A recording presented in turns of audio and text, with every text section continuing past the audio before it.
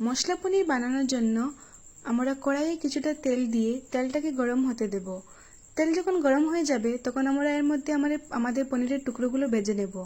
পনিরের টুকরোগুলোকে আমরা হালকা ভাজবো। যদি বেশি ভাজি তাহলে ওটা শক্ত হয়ে যাবে। যখন পনিরের টুকরোগুলো হালকা ভাজা হয়ে যাবে তখন আমরা এটাকে উঠিয়ে নেব।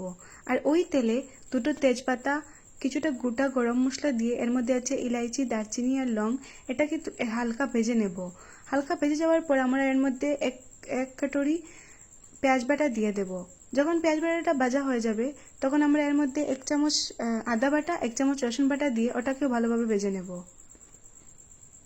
মশলা ভাজা হয়ে যাওয়ার পর এর মধ্যে আমরা হলুদ গুঁড়ো, কাশ্মীরি লঙ্কার গুঁড়ো, ধনিয়া জিরা গুঁড়ো দিয়ে আর একটু চিনি দিয়ে ওটাকে ভালোভাবে ভেজে নেব।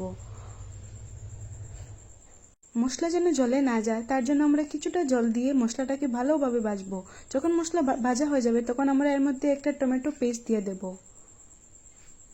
যতক্ষণ আমাদের মশলা ভাজা হবে এর মধ্যে আমরা কিছুটা কাজু বাদাম পেস্ট বানিয়ে নেব। আর ওই পেস্টটাকেই মশলা ভাজা হয়ে যাওয়ার পর ওর মধ্যে দিয়ে দেব। আর আমরা কিছুটা টক দই লবণ দিয়ে ফেটিয়ে ওটাও দিয়ে দেব এই মশলার মধ্যে।